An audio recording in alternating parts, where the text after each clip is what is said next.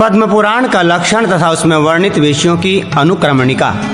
ब्रह्मा जी कहते हैं, बेटा सुनो, अब मैं पद्म पुराण का वर्णन करता हूँ। जो मनुष्य प्रसन्नता पूर्वक इसका पाठ और श्रवण करते हैं उन्हें यह महान पुण्य देने वाला है। जैसे संपूर्ण देहधारी मनुष्य 5 ज्ञानेंद्रियों से युक्त बताया जाता है, उसी प्रकार ये पापनाशक पद्म पुराण 5 खंडों से युक्त कहा गया है।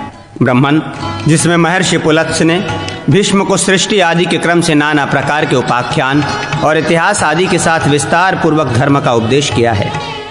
जहाँ पुष्कर तीर्थ का महात्म्य विस्तार पूर्वक कहा गया है, जिसमें ब्रह्म यज्ञ की विधि, वेद पाठ आदि का लक्षण, नाना प्रकार के दानों और व्रतों का पृथक पृथक निरूपण, पार्वती का विवाह, तारकासुर का विस्तृत उपाख्यान तथा गौ आदि का महात्म्य है, जो सबको पुण्य देने वाला है। जिसमें कालिकेय आदि दैत्यों के वध की पृथक पृथक कथा कही गई है तथा द्विजश्रेष्ठ जहाँ ग्रहों के पूजन और दान की विधि भी बताई गई है, वो महात्मा श्री व्यास जी के द्वारा कहा हुआ सृष्टि खंड है।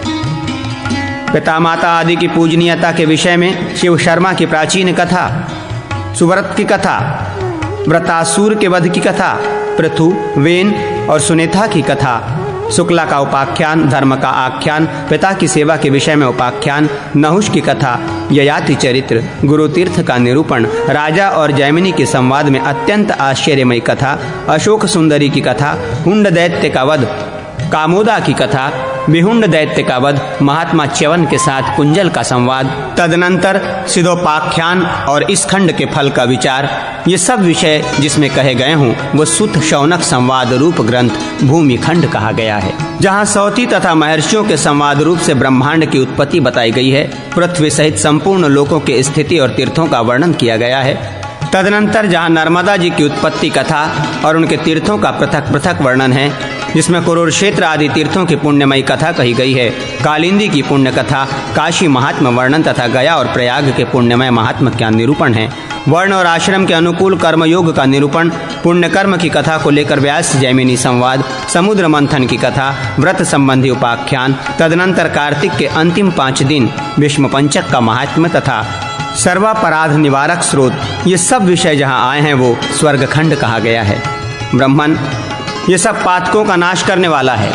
रामाश्वमेघ के प्रसंग में प्रथम राम का राज्याभिषेक, अगस्त आदि महर्षियों का आगमन, पुलत्स्य वंश का वर्णन, अश्वमेघ का उपदेश, अश्वमेघी अश्व का पृथ्वी पर विचरण, अनेक राजाओं की पुण्यमयी कथा, जगन्नाथ जी की महिमा का निरूपण, वृंदावन का सर्व पापनाशक महात्मा, कृष्णावतारधारी श्री हरि की नित्य लीलाओं का कथन, वैशाख स्नान की महिमा, स्नान दान, पूजन का फल, भूमि वाराह संवाद, यम और ब्राह्मण की कथा, राजदूतों का संवाद, श्री कृष्ण स्रोत का निरूपण, शिव शंभु समागम, दधीची की कथा, भस्म का अनुपम महात्म, उत्तम शिव महात्म, देवरात सुतोपाख्यान, पुराण वेदता की प्रशंसा, गौतम का उपाख्यान और शिवगीता तथा कल्पातनर में भरद्वाज आश्रम में श्री राम कथा आदि विषय पाताल खंड के अंतर्गत हैं।